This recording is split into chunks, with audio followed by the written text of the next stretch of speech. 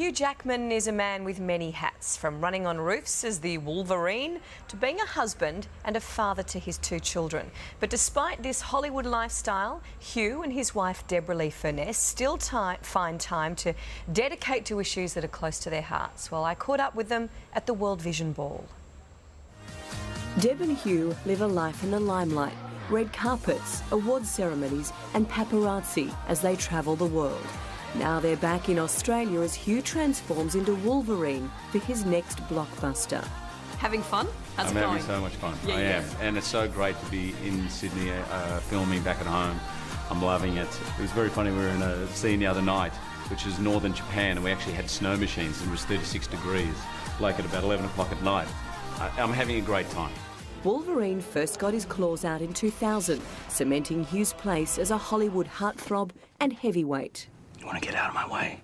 Gets to play a superhero. Superhero and do a lot of kung fu fighting. Yeah. There's only one problem playing Wolverine. He doesn't age, right? Because he can heal himself. Difficult. Yeah. Particularly as I've been playing it for 12 years. Yeah. That's what soft lighting does. Trust me, I request that. I don't want to age either. And I always giggle because my husband in holidays grows a beard, decides he wants to be lazy and doesn't want to shave. So, yeah. Deb, how do you manage with the Wolverine beard back? I get to have so many affairs. I mean, every new character, I'm like, oh, who's this guy? I get the stockbroker, I get Wolverine. Wolverine's a lot of fun. Really? Even if he is a little hirsute. We did meet when I was playing a prisoner, so... I used to make him wear his tats out from work. Deb doesn't like me too clean cut, let's be honest. Deb and Hugh know how to have fun, but this is a couple with a conscience. The pair travelled to Ethiopia for World Vision, where Hugh was inspired by a local farmer called Dukali. Never for a second can anyone tell me that people living in areas like Ethiopia who are experiencing poverty, that they're not working hard. Because I worked with Dukali, and within 4 hours I was exhausted, and he had a 10-hour day, 7 days a week for his entire life. And that's generation after generation. It's not for lack of working hard, it's for many people in those areas, there isn't the opportunity. I met my sponsor boy in Ethiopia, and you see the difference that it makes in their village and the education, and you kind of, it's lovely to come home and know that it really is, what seems small here is enormous over there. Yeah, and you know, when we left, we made a promise to Dukali that we'd do whatever we could to help out, use my voice, whatever it was. I wasn't sure what it was at the time.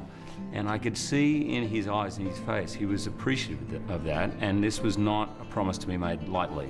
The couple also works to raise awareness about adoption. They have 2 adopted children, 12-year-old Oscar and 7-year-old Ava. How do you talk to your children about it? You know, it's such an important lesson, isn't it? I mean, they live pretty good lives. Yeah. But they're very aware also. I think they're very conscious. I think children learn by example too. They see that we travel around the world. They see us having, you know, in conversations with Tim Costello from World Vision. They're very aware of it. We went with Tim to Cambodia, and Oscar came with us and we visited villages, and he was there with no toys, in the dirt, there was nothing, and he was fantastic. He gets it, he knows, and he was like the Pied Piper. They were playing, and they found sticks and things. There was no toys to play with, but they created, and there was like a spoken language. He's very aware, and he has like, what's the last count? He has about 10 World Vision buddies that he has pictures of them by his bed. He writes them. He's very aware of the country's politics, everything. Yeah, but we do talk to, my father used to talk to me a lot about it, and it's natural to me. It's natural to our kids, but I think what Deb and I have really been amazed about is how kids teach you. Like, the things that we might want to teach them, or lessons about community and it's important to give back, are actually natural, because kids get that. They don't necessarily see a division just because you're from that country in that particular part of the world and we're born in this world, that we're any different. Back to business, the ever-diverse Hugh was enjoying starring in the upcoming remake of Les Miserables alongside Anne Hathaway and Russell Crowe. How did you like him as in Les Mis? Oh, it was not quite as... Not quite, no. Well, Les Mis was hard. It's Les Mis. Yeah. So it was a hard film for him to work on, and he lost so much weight. It was like, didn't make me look good, so I wasn't happy about that. It was ridiculous. It's all like Koshy being so much taller and broader. That's why I hang around him. It was grueling, but fantastic. It just had that right kind of fear. I didn't make you wear those teeth, huh? No, the fake Oh, teeth. green teeth. I mean, decayed teeth. That was Yeah. attractive.